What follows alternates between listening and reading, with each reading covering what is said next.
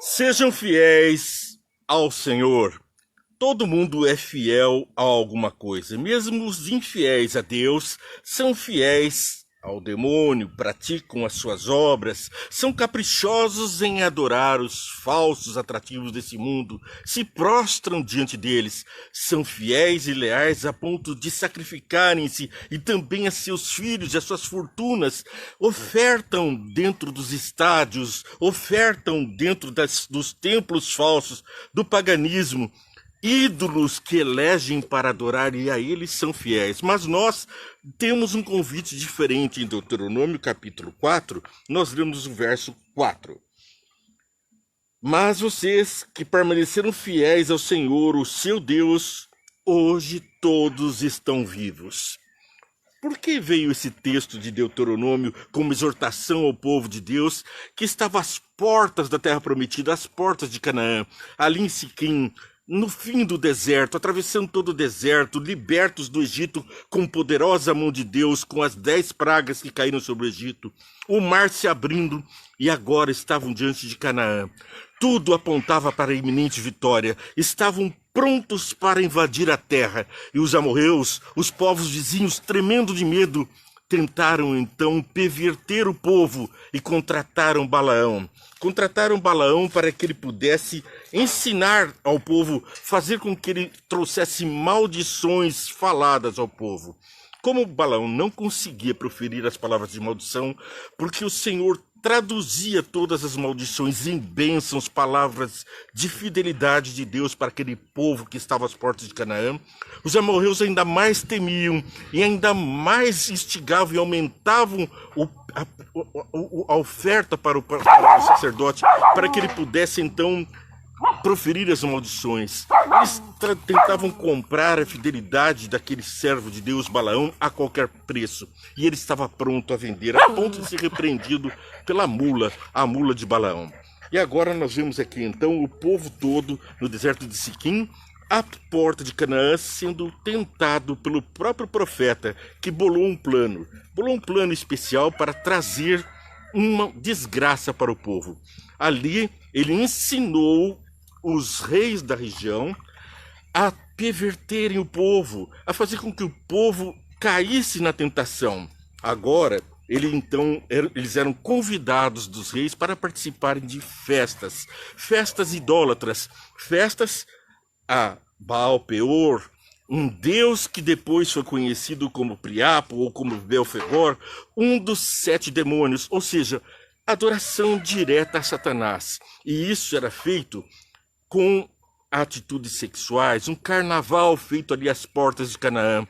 E as mulheres bonitas dos moabitas, dos reis daquela terra, foram oferecidas para aquele banquete, para aquele festejo, para aquele carnaval. E assim o povo cegou-se para o pecado e entregou-se aos falsos deuses. Primeiro, o pecado da carne, seguido então pelo pecado mental, pois passaram a adorar aquele deus Baal Peor. Com isso, milhares deles foram mortos e apenas alguns, ou seja, os fiéis de Deus, é que conseguiram atravessar todo o deserto e adentrar Canaã. Ali estava então o povo às portas de Canaã com as seguintes promessas. Veja, tudo que falei aqui está também registrado em Números, capítulo 25, do versos 1 a 15. Eu vou passar agora para Oséias, capítulo 4, versos 12 a 14. Aqui nós temos a preciosa promessa. Eles pedem conselhos a um ídolo de madeira e de um pedaço de pau recebem resposta. Um espírito de prostituição os leva a desviar-se. Eles são infiéis a seu Deus. Foi exatamente o que aconteceu. Oséias é uma nova advertência constante ao não adulterarás, a não se prostrar a ídolos. Ali estava Baal Peor, aquele deus perverso do falo grande. O que é o falo grande? É a representação do órgão masculino gigantesco que hoje nós vemos em forma de cumes, de pirâmides que são colocadas, de obeliscos. Esses obeliscos são a representação do falo. Ali, então, a maçonaria traz os obeliscos como representação do seu Deus.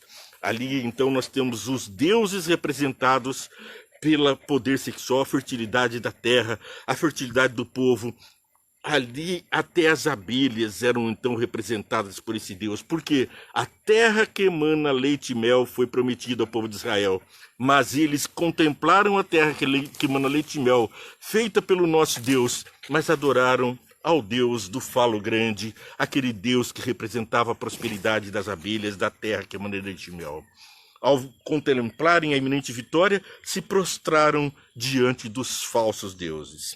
Bom, a nossa mensagem não para por aqui, ela vai a Mateus capítulo 12, verso 30, e aqui lemos: aquele que não está comigo está contra mim, e aquele que comigo não ajunta, espalha. Você está junto, você é fiel a Deus, Deus te convida à fidelidade, a caminharmos numa caminhada juntos. Aliás, eu vou te convidar para você seguir e compartilhar nossa programação, porque todas as vezes nós temos tido boicotes, nós temos sido trancados, o nosso vídeo não está sendo devidamente veiculado. Por causa de alguns comentários aí de alguns grupos, nossos vídeos têm sido bloqueados. Mas eu peço que você curta, compartilhe e siga a nossa programação, abençoando pessoas com a pura palavra de Deus. Não vamos nos importar com os tropeços de Satanás, vamos avançar sobre Canaã e seguir com fé. Aquele que comigo não está é contra mim, mas não nos preocupemos com esses que são contra Deus. Temos que nos ocupar daqueles que são muitos que entrarão em Canaã. Gênesis capítulo 2, verso 24, traz uma expressão muito usada durante toda a palavra de Deus. Por essa razão o homem deixará pai e mãe e se unirá à sua mulher, e eles se tornarão uma só carne. De novo, a expressão de fidelidade, agora aqui, é representada pela palavra dalbak. No original hebraico, essa palavra quer dizer unir-se, fundir-se, perseguir, penetrar de uma forma a entranhar, formar uma mesma matéria, uma mesma substância, gravar, ultrapassar, interferir um na vida do outro. Então, por esta razão, o homem deixará o pai e a mãe e se unirá à sua mulher e se tornarão uma só carne. Essa expressão é usada no símbolo da união que Deus quer ter conosco. Veja, lá em Ruth, capítulo 1, verso 14, foi uma outra ocasião em que aconteceu essa mesma expressão. Elas então começaram a chorar alto de novo. Depois, Orfa deu um beijo de despedida em sua sogra, mas Ruth ficou com ela. Aqui então, a expressão que estava aqui de ficar também tinha a expressão de unir, fundir-se. Ela aderiu aos costumes, deixou os costumes do seu povo. Ruth aderiu aos costumes, às bênçãos do povo de Deus. É isso que Deus nos convida, a fundir-se com Ele, a sermos novamente a imagem e semelhança de Deus. Deuteronômio capítulo 10, verso 20. Aqui temos: temam ao Senhor o seu Deus e sirvam-no. Apeguem-se, está aqui a palavrinha de novo, apeguem-se a Ele e façam seus juramentos somente em nome dEle. Nosso compromisso é com Deus e nada mais do que com a sua palavra. Deuteronômio 11, 22 usa de novo a expressão: se vocês obedecerem a todos os mandamentos que lhes mando cumprir, amando ao Senhor o seu Deus, andando em todos os seus caminhos e apegando-se a Ele. De novo a mesma palavra, apegar-se, fundir-se, estar em união íntima, estar numa mesma matéria, numa mesma função. Veja, Deus, o Pai, o Filho e o Espírito Santo são um só Deus, triuno. Mas você é parte da natureza divina a partir do momento que você aceita compartilhar a sua vida com os usos e costumes do nosso Deus. Fundir-se, entronizar é o convite de Deus para termos novamente a imagem e semelhança de Deus que foi perdida com a entrada do pecado no mundo. Ali também a mesma expressão está lá em Deuteronômio 30, 20. Deuteronômio 13, verso 4, nós vamos ler: sigam somente ao Senhor, o seu Deus, e temam a Ele somente. Cumpram os seus mandamentos e obedeçam-lhe, servindo-no, e apeguem-se a Ele. Como é que nós podemos fazer para se apegar ao nosso Deus, a ser um com Ele?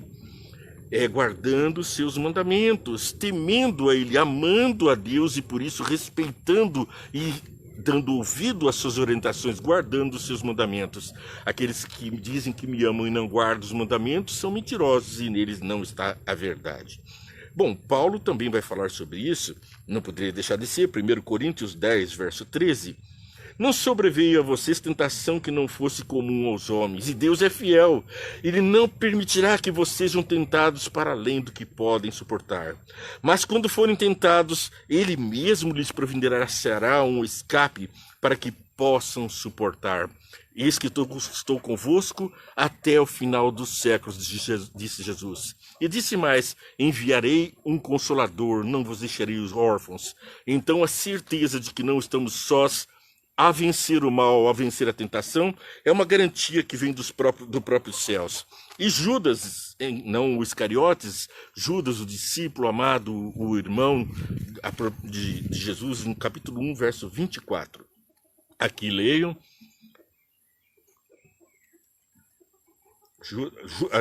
Aliás, Judas só tem um capítulo mesmo, verso 24. Aquele que é poderoso para impedir de cair, apresentá-los diante de sua glória sem mácula e com grande alegria. Então ele é poderoso para impedir que nós caiamos e para apresentar-nos diante de sua glória sem defeito, sem mácula e com grande alegria. É com grande alegria que Jesus nos recebe como entronizados com Ele, para sermos luz ao mundo, para podermos traduzir a sua palavra a todos que estão sedentos por esse evangelho, sedentos pelo amor do Pai. E é por isso que vamos orar. Senhor Deus, ao colocarmos a Tua palavra diante de nós, o Teu Santo Espírito enche o nosso coração. Mas conforme as promessas que estudamos aqui, fortalece, dá forças para escapulir da tentação, para sermos um contigo, assim como o Pai é com o Filho, sejamos nós também um contigo. É o Teu desejo e é também o nosso desejo. Fortalece-nos através do Teu Santo Espírito, da Tua palavra.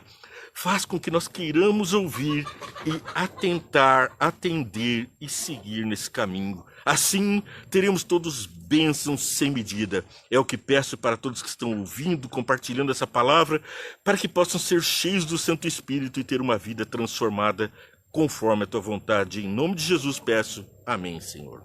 Não esqueça de orar, pessoas têm pedido oração e eu amo essas pessoas, elas têm seguido nossa programação há muito tempo, estão pedindo oração por pessoas que estão estudando a Bíblia, mas que fraquejam aqui e ali, estão querendo abandonar, voltando para o mundo do pecado, prostrando-se ao mal ao pior, estão se prostrando novamente ao demônio, às drogas, à bebida, à prostituição. A oração que o Odilon pede é por todas essas pessoas, por todas essas pessoas com quem temos trabalhado, e eu repito a mesma oração, repita também, para que essas pessoas possam ficar no caminho de Deus, pois Ele verteu o seu sangue por mim, por você, por elas também, e para que os nossos inimigos se tornem amigos de Cristo, e assim possamos morar felizes no lar celeste. Que Deus te abençoe e muito, e que nos ajude a sermos transformados pelo Teu Santo Espírito.